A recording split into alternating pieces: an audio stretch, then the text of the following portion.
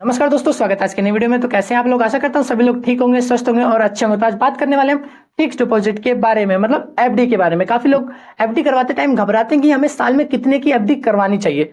मतलब आप एक इनकम टैक्स डिपार्टमेंट द्वारा जो अप्रूवल दिया गया है कि आप इतने की एफडी करवा सकते हैं। अगर इससे ज्यादा आप साल में एफडी करवाते हैं, जो फाइनेंस ईयर होता है, काफी लोगों को फाइनेंस ईयर का भी नहीं पता होगा। तो फाइनेंस ईयर क्या होता है? जैसे मान लो आपका 1 अप्रैल से स्टार्ट होकर 31 मार्च तक फाइनेंस ईयर होता है। ये नहीं कि आपका जनवरी से लेकर दिसंबर तक का। काफी लोग जो साल को साल समझते हैं, मतलब 1 जनवरी से लेकर 31 दिसंबर तक ये एक साल हो गया। नहीं, लेकिन आपको जो वित्तीय वर्ष होता है, फाइनेंशियल ईयर होता है, वो 1 अप्रैल से लेकर 31 मार्च तक का स्टार्टेड होता है। तो इस बीच में आपको कितने की एफडी करवा सकते हैं, कितने की एफडी नहीं करवा सकते हैं, ये देखो चिंता वाली बात तो उनके लिए जो आईटीआर फाइल नहीं करते हैं। जो आईटीआर फाइल करते हैं, मतलब टैक्स भरते हैं, उनके लिए दिक्कत नहीं, वो कितने का भी करवा सकते हैं। बस उनके पास डॉक्यूमेंट होने चाहिए, सारे प्रूफ होने चाहिए कि आपके पास ये पैसा आया कहां से, आप ये पैसा यूज कहां से कर रहे हो, मतलब कमाई का जरिया क्या है आपका। मतलब ये मान लो आपके पास 10 लाख रुपए आ रहा है, तो क्यों आ रहा है, कैसे आ रहा है, ये सारी चीजें आपके पास होनी चाहिए। जिसकी वजह से मतलब आईटीआर फाइल करते हो तो आपको कोई दिक्कत नहीं है। और काफी लोग जो सेविंग अकाउंट यूज करते हैं, वो आईटीआर फाइल नहीं करते हैं, तो वो कितने तक का एफडी करवा सकते हैं, कितने तक का फिक्स डिपॉजिट करवा सकते हैं। तो आज बात करने वाले हैं उसी के बारे में। तो आज की वीडियो में उसी के बारे में बात करने वाले हैं। तो वीडियो को स्टार्ट करने से पहले दोस्तों आप लोगों से अनुरोध है कि अगर आप चैनल पर नए हो तो प्लीज चैनल को सब्सक्राइब कर देना, और वीडियो की इंफॉर्मेशन अच्छी लगती है तो वीडियो को लाइक करना मत भूलना, तो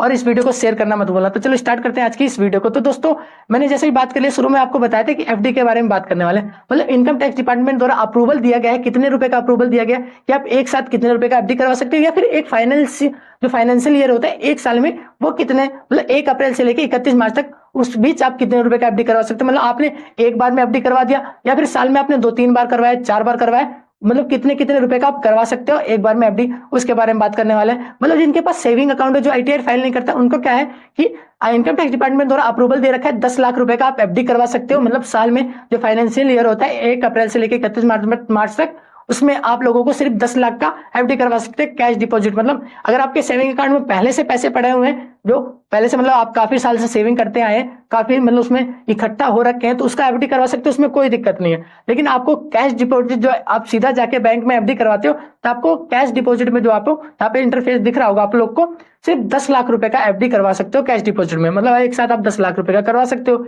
उससे कम। अब बात कर लेते हैं साल में कितने रुपए का करवा सकते हो। जो आईटीआई फाइल नहीं करते उनके लिए क्या है कि आप साल में सिर्फ 10 लाख का एफडी करवा सकते हो, सिर्फ 10 लाख का एफडी करवा सकते हो। क्यों?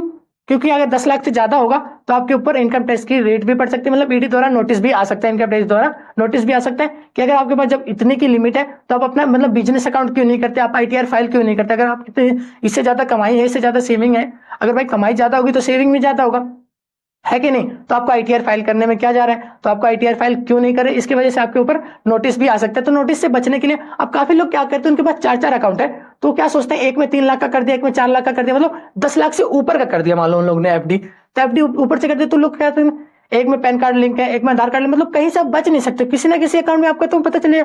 ऐसा तो नहीं किसी भी अकाउंट में आपका आधार कार्ड लिंक नहीं हो, किसी भी अकाउंट में आपका पैन कार्ड लिंक नहीं हो, किसी भी अकाउंट में आपका नंबर लिंक ना हो, क्योंकि इन तीनों की वजह से, इन तीनों जो चीजें हैं इनकी वजह से ये अकाउंट खुलता है। इन सब की चीजों के बिना अकाउंट ओपन होगा नहीं, आप एफडी करवा सकते हो। मतलब कहीं ना कहीं आप इन तीनों चीजें कनेक्टेड है, जिससे आपको गवर्नमेंट को पता ही चल जाएगा, इनकम टैक्स डिपार्टमेंट को पता चल जाएगा कि आप कितने की लेन देन कर रहे हैं, कितने पैसा जमा कर रहे हैं, कितना पैसा निकाल रहे हैं, सारा प्रोसेस आपको मतलब उनको पता चल जाएगा। तो इसमें ये मत मतलब किसी वहम में मत रहना कि आपको नहीं पता चलेगा। आप काफी लोग क्या करते हैं इसमें, मतलब पहले अकाउंट में उन्होंने 2 लाख की एफडी करवा ली, तीसरे में 4 लाख की एफडी करवा ली, 6 लाख रुपए हो गया, और चौथे में उन्होंने 5 लाख की एफडी करवा ली, ये 11 लाख, मतलब 10 लाख से फाइनेंस ईयर जो आप एफडी करवा रहे हो उससे ज्यादा का पैसा हो गया। तो इस सिचुएशन में आपको क्या करना है, आपको 10 लाख से नीचे अंडर ही रखना है। इस सिचुएशन में आपको क्या करना है, पिछले साल आपने 10 लाख की एफडी करवा दी, फिर आपको एक फाइनेंशियल ईयर रुकना है। एक फाइनेंशियल ईयर रुकने के बाद आपको दोबारा से अगले साल की एफडी में उसको ऐड करना, नई एफडी में करवा के ऐड करवा देना है। ठीक, ये बात होगी आपको कैसे बचना है, कैसे कैसे टिपना है। काफी लोगों को नहीं पता होता है, वो घबराने लगते हैं। काफी लोग फिर उनके बाद नोटिस आ जाता है तो मतलब मैनेज नहीं कर पाते कि कैसे उन्हें क्या क्या करना है। तो पहले आपको बता दिया, आप जिनके पास पहले से जानकारी हो क्यों ही करेगा। मान लो आपको पहले से जानकारी है, मुझे वहां जाने से दुख है, मतलब वहां जाने से मुझे पता है कि मेरा नुकसान है, तो मैं वहां क्यों जाऊंगा। अरे जिन लोगों को नहीं पता है, बाई चांस हो जाता है, तो उन लोग को लिए ये वीडियो मतलब वो लोग समझे, पहले सारी चीजें पता कर लें। जैसे आप फिक्स डिपॉजिट करने जाते हो, कहीं भी आप एफडी करवाते हो, किसी भी बैंक में एफडी करवाते हो, या फिर आप अपने पोस्ट ऑफिस में एफडी करवाते हो, तो वहां पे आपको सारी चीजें पता कर लेनी चाहिए पहले कि आपको साल में कितनी करवानी चाहिए, कितनी। काफी लोग नहीं करवा पाते हैं, काफी लोग। अब काफी लोग क्या करते हैं, मैंने मतलब देखा है, काफी लोग क्या करते हैं, जैसे 4 लाख की एफडी करवा ली उन्होंने, 3-4 महीने बाद उसको तोड़वा दिया।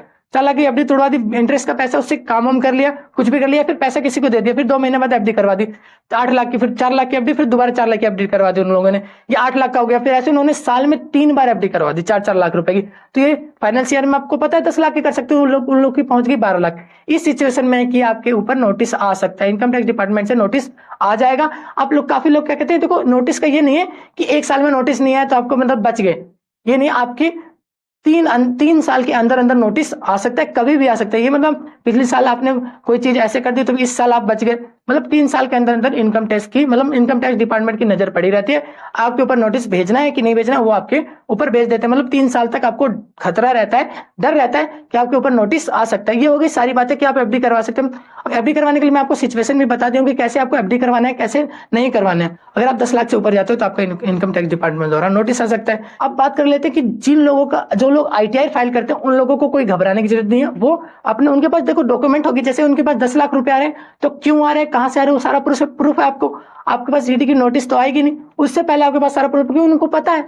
आप वहां सबमिट कर रहे हो आईटीआर फाइल करते टाइम, आपको उन लोगों को बताना, आप लोगों को बताना पड़ेगा कि हाँ मेरी इनकम इतनी है, इतनी है, यहाँ से इतना आया, यहाँ से उतना आया। आप आईटीआर फाइल करोगे वहां से, जिसकी वजह से आपको वहां पे सारी चीजें सबमिट हो जाएंगी, जिससे आपके पास ऊपर नोटिस नहीं आएगा। और जो लोग आईटीआर फाइल नहीं करते उनके लिए बहुत ही दिक्कत होती है। इसलिए आपको इस सिचुएशन में अपने इन सभी चीजों को, नोटिस को ध्यान में रखते हुए अपने एफडी या फिर फिक्स डिपॉजिट या फिर बैंक में सेविंग अकाउंट में पैसा रखने की सारी चीजें आप प्रोसेस इसी टाइप फॉलो कर सकते हैं आप। तो ये होगी सारी बातें फिक्स डिपॉजिट की कि कितना, मतलब आपको कितना 1 साल में फिक्स डिपॉजिट करवाना है, कितना नहीं करवाना। जो आईटीआर फाइल करने वाले के लिए तो कोई लिमिट ही नहीं है। और एक बार और, मान लो आपके अकाउंट में पहले से 10 लाख रुपए पड़े, आपने 10 लाख की, मतलब आपके अकाउंट में पहले से 15 लाख रुपए पड़े, 20 लाख रुपए पड़े, तो आप वहां पे एफडी करवा सकते हो, कोई दिक्कत नहीं है, क्योंकि वो सेविंग आपकी पहले से पड़ी हुई है। ये नहीं है कि आपकी इसी साल की सेविंग है, इसी साल मतलब आप करवा रहे हो। अगर आपके सेविंग अकाउंट में पहले से पैसा पड़ा हुआ है तो आप उसको उसी बैंक में एफडी करवा सकते हो, उसमें कोई भी आपके ऊपर नोटिस नहीं आएगा। दोस्तों आज की वीडियो में बस इतना ही। अगर आपको वीडियो अच्छी लगे तो वीडियो को लाइक कर देना। आप लोगों से रिक्वेस्ट है, चैनल को बिना सब्सक्राइब किए मत जाइएगा, चैनल को सब्सक्राइब करके बेल आइकन को जरूर दबा दीजिए और वीडियो को लाइक करना मत भूलना। तो ऐसी इंफॉर्मेटिव वीडियो के लिए हमारे चैनल के साथ बने रहिए। मिलते हैं नेक्स्ट वीडियो में। नमस्कार दोस्तों, जय हिंद दोस्तों।